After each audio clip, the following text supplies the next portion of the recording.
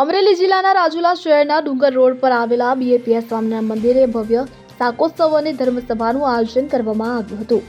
આ પ્રસંગે અંદાજે 2000 થી વધુ સત્સંગી ભાઈ બહેનોએ મહાપ્રસાદનો લાભ લીધો હતો અને કાર્યક્રમમાં નડિયાદથી પધારેલા પરમ પૂજ્ય અક્ષરનયન સ્વામીએ સત્સંગીઓને સંબોધન કર્યું હતું। ત્યારે મંદિરના સ્વામી શ્રી યોગી પુરુષના માર્ગદર્શન હેઠળ આયોજિત આ શાકોત્સવમાં પરંપરાગત દેશી ભોજન પીરસવામાં આવ્યું હતું કે જેમાં રીંગણાનું શાક, રોટલા, છાશ અને મરચાંનો સમાવેશ થતો હતો।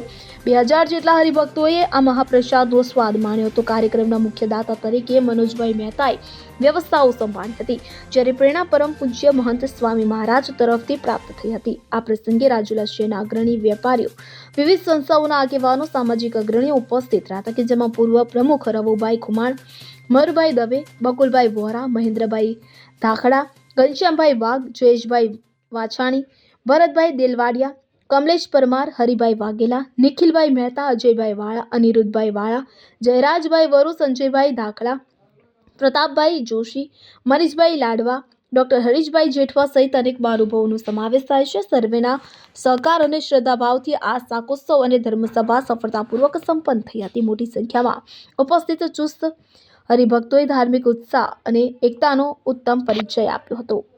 Bureau report CN24 news. હવે જુઓ દેશ દુનિયાની તમામ ખબરો તમારી આંગળીના ટેરવે। ઉઠાવો મોબાઈલ અને ગૂગલ પ્લે સ્ટોર પરથી ડાઉનલોડ કરો અમારી CN24 ન્યૂઝ મોબાઈલ એપ।